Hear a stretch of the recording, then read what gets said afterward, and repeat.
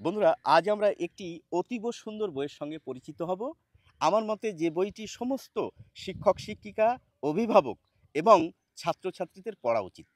কি সেই বইটি বলুন তো? এই যে আমি আপনাদের কাছ থেকে দেখাই আগে বইটি। বইটির নাম হচ্ছে তত্ত্বচান এবং লেখিকা হচ্ছেন তেতসুকো কুরুয়ানাগি। দেখুন, নামটি উচ্চারণ করতে আমার খানিকটা অসুবিধা হচ্ছে। আসলে এই লেখিকা আমাদের ভারতীয় উপমহাদেশের নন। তিনি জাপানের এবং এই বইটিও কিন্তু জাপানি। এখন ব্যাপারটি হচ্ছে, এটি কি তাহলে জাপানি ভাষায় লেখা? তা নয়, এটি বাংলা অনুবাদ এবং পৃথিবীর প্রায় সমস্ত ভাষায় এই বইটি কিন্তু অনুদিত হয়েছে এবং এই বাংলায় অনুবাদ করেছেন বিখ্যাত সঙ্গীত শিল্পী মৌসুমী ভৌমিক। আপনারা মৌসুমী ভৌমিকের অনেক গান হয়তো ইতিপূর্বে শুনেছেন। একটি বিখ্যাত গান আমি আপনাদের বলছি, আমি শুনেছি সেদিন তুমি সাগরের ঢেউয়ে চেপে। এই গানটি যদি না শোনেন তাহলে ইউটিউবে একবার শুনে নিন, তাহলে এই লেখিকাকে বাংলায় যিনি অনুবাদ করেছেন চিনতে পারবেন। যাই হোক, এই বইটি কীরকম জনপ্রিয় তার একটু নমুনা আপনাদের সামনে আগে পেশ করি। এই বইটি প্রকাশিত হওয়ার প্রথম বছরে ৪৫ লক্ষ কপি বিক্রি হয়েছিল। বুঝতে পারছেন, ৪৫ লক্ষ। এবং লেখিকা নিজেই এই বইয়ের শেষে উল্লেখ করেছেন ৭ বছরের শিশু এই বইটি অভিধানের সাহায্য নিয়ে পড়ছে, এরকম দৃষ্টান্ত তিনি অনেক দেখেছেন। এবং আপনাদের অবাক করে জানিয়ে রাখি, পশ্চিমবঙ্গ সরকারি প্রাথমিক বিদ্যালয়ে ৪র্থ শ্রেণীতে পাতাবাহার নামে একটি বই পড়ানো হয়। সেই পাতাবাহারের ভিতর তত্ত্বচানের অ্যাডভেঞ্চার নামে একটি গল্প রয়েছে। সেই গল্পটি কিন্তু এই বইয়েরই একটি অংশ। তাছাড়া জাপানে ৩য় শ্রেণীতে এই বইয়েরই একটি অংশ পাঠ্য। সেই অংশটির নাম হচ্ছে কৃষিকাজের মাস্টারমশাই। জাপানের ৪র্থ শ্রেণীতেও এই বইয়ের একটি অংশ পাঠ্য, তার নাম হচ্ছে বিশ্রী স্কুল। আপনারা জেনে অবাক হবেন, সিবিএসই বোর্ডে ৬ষ্ঠ এবং ৭ম শ্রেণীতেও এই বইয়ের অংশবিশেষ পাঠ্য। তাহলে বুঝতে পারছেন তো এই বইটি কতখানি জনপ্রিয়। এবার কথা হচ্ছে, কি এই বইটিতে কি রয়েছে? আসলে এই যে তেতসুকো নামে যে লেখিকা, তত্ত্বচান হচ্ছে, এই বইটি হচ্ছে এরই আত্মজীবনী। তো এই তেতসুকো কুরুয়ানাগি ভদ্রমহিলাটি কে? তার আত্মজীবনী কেন আমরা পড়ব? এই ভদ্রমহিলা হচ্ছেন, লেখিকা হচ্ছেন জাপানের টেলিভিশন জগতের এক অবিস্মরণীয় ব্যক্তিত্ব। তো এরকম ব্যক্তিত্ব তো পৃথিবীতে অনেক রয়েছে, তবে এই তত্ত্বচান কেন এত বিখ্যাত?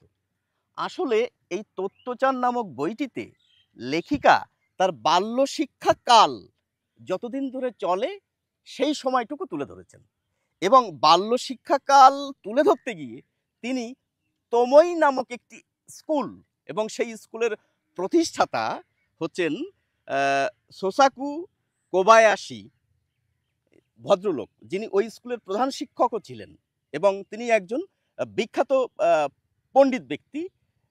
তার নির্দেশনা এবং চিন্তাভাবনায় ওই তোমই নামক স্কুলটি প্রতিষ্ঠিত হয়েছিল। সেই স্কুল কিভাবে চলতো, লেখিকা সেই স্কুলের দ্বারা কিভাবে প্রভাবিত হয়েছিলেন, সেই কথাই এখানে উল্লেখিত রয়েছে। এখন কথা হচ্ছে, লেখিকা ওই তোমই নামক স্কুলে ভর্তি হওয়ার পূর্বে আরও একটি স্কুলে প্রথম শ্রেণীতে কিছুদিন কাটিয়েছিলেন।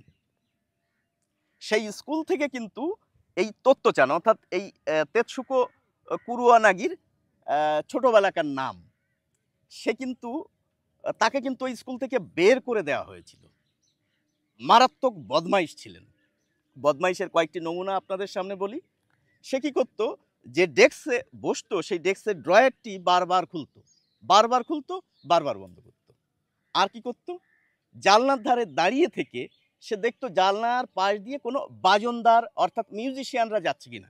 সে কি করতো, ওই মিউজিশিয়ানদের ডাকতো, ডেকে বলতো বাজনা বাজাও। মিউজিশিয়ানরা কি করতো, ওর নির্দেশ মতো বাজনা বাজাতে শুরু করে দিত এবং ক্লাসের সমস্ত ছাত্রছাত্রী গিয়ে ওই জানলায় গিয়ে দাঁড়াতো এবং ওই মিউজিশিয়ানরা যখন চলে যেত তখনও কিন্তু দাঁড়িয়ে থাকতো, আবার কোনো মিউজিশিয়ান হয়তো ওই রাস্তা দিয়ে যাবে, তাকেও ডাকবে।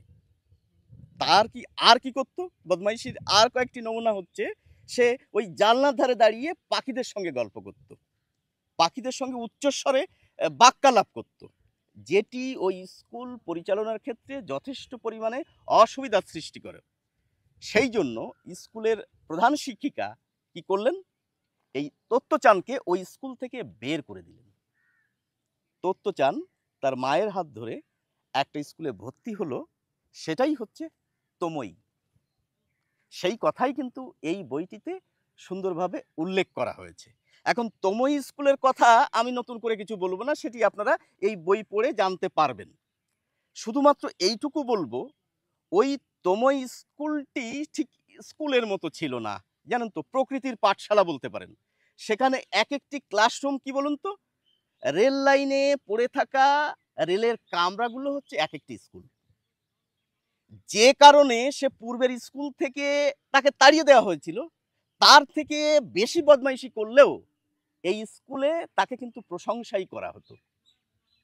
এবং পরবর্তীতে কিন্তু সে তার প্রধান শিক্ষককে কথা দিয়েছিল, আমি এই স্কুলের দিদিমণি হব, আমি কথা দিচ্ছি আমি এই স্কুলের দিদিমণি হব।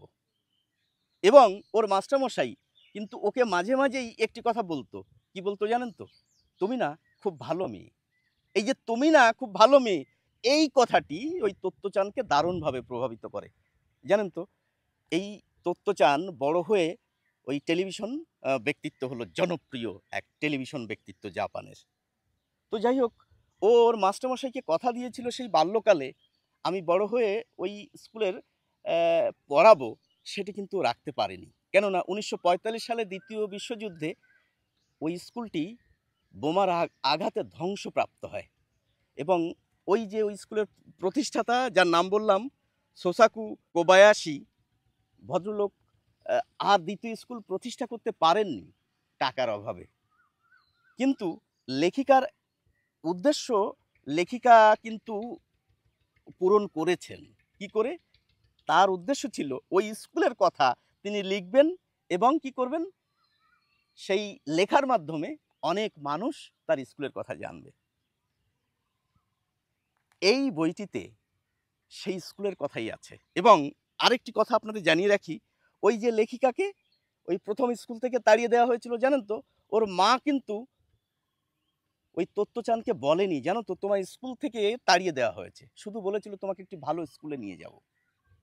এবং 20 বছরের জন্মদিনে তত্ত্বচানকে তার মা জানিয়েছিল, তুমি অতিরিক্ত বদমাইশি করেছিলে বলেই ওই স্কুল থেকে তোমাকে তাড়িয়ে দেওয়া হয়েছিল।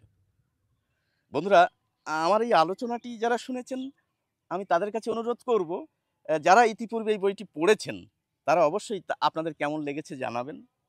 আর যারা পড়েননি, আমি আশা রাখি আপনারা পড়বেন। আর যারা পড়েছেন ইতিপূর্বে, তারা এই রকম একটি সুন্দর বইয়ের কথা আমাদের জানান, আমরা আরও পড়তে চাই, আমরা আরও জানতে চাই। সকলে ভালো থাকুন, তত্ত্বচান অবশ্যই পড়বেন।